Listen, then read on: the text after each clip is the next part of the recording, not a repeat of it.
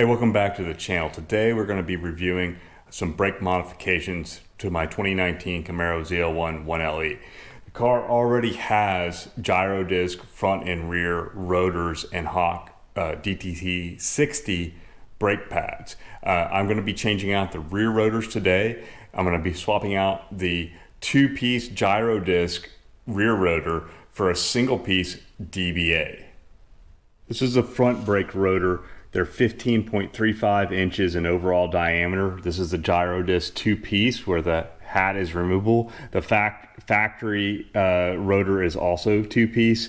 I'll be in a future video, I will be swapping these also over to DBA. And here is the rear rotor. It's the GiroDisc. It's a two-piece as well.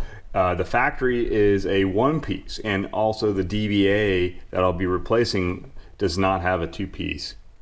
Here is the new DBA rear disc compared to the used GiroDisc rear disc.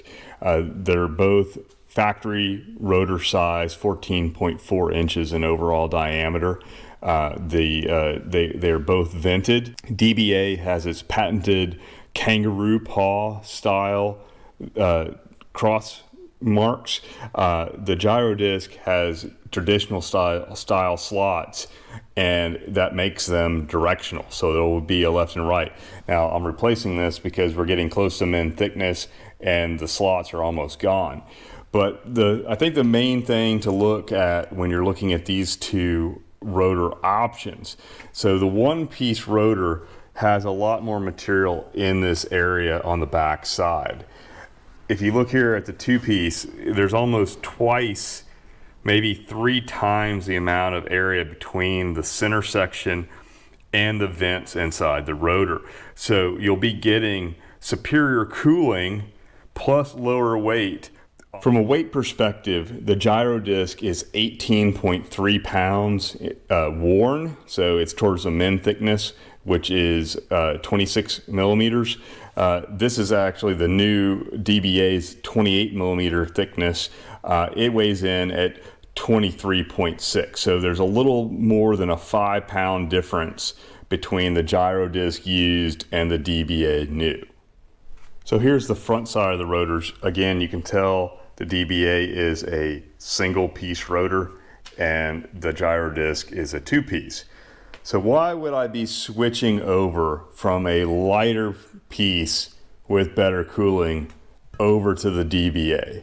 Well, there's a good reason. And the DBA rotors with the center section are half the price as replacing the GiroDisc rotor rings. So I'm saving about $400 for these rear rotors by going from the GiroDisc to the DBA, even though I already own the GiroDisc center hat. So it would be even more expensive if I did not have this already. I don't expect to notice a huge performance difference on the track. In a follow-up video, when I go full DBA across all 4 corners, I'll give you my input on if I can feel a performance difference. But I really think that when you're talking about 5 pounds for each corner, you're not going to be able to sense that on the track. There'll be other factors that have a greater impact to overall track performance than 10 pounds overall rotating mass. DBA also has temperature paint on all of their rotors from the factory, and each one of these strips, when it changes color, will indicate at what the maximum temperature that you get your rotors. In a future video over the winter, I'll be replacing the front GiroDisc with two-piece DBA rotors.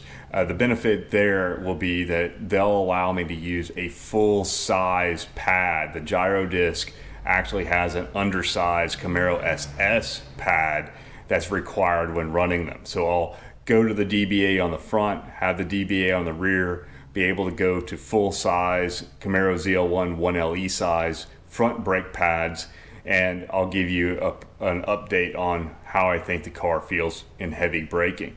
I think that there'll be some potentially better pad wear on the front. I don't anticipate any difference from just swapping out the rears. So I hope this video helped you out. If you want to see what happens on the next video, please subscribe, and as always, like and comment below. Thanks for watching.